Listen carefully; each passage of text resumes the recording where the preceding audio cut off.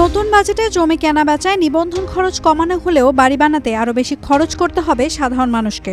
সোমবার 2025-26 অর্থ বছরে বাজেট প্রস্তাব করতে গিয়ে অন্তর্বর্তীকালীন সরকারের অর্থ উপদেষ্টা ডক্টর সালেউদ্দিন আহমেদ এ ঘোষণা দেন।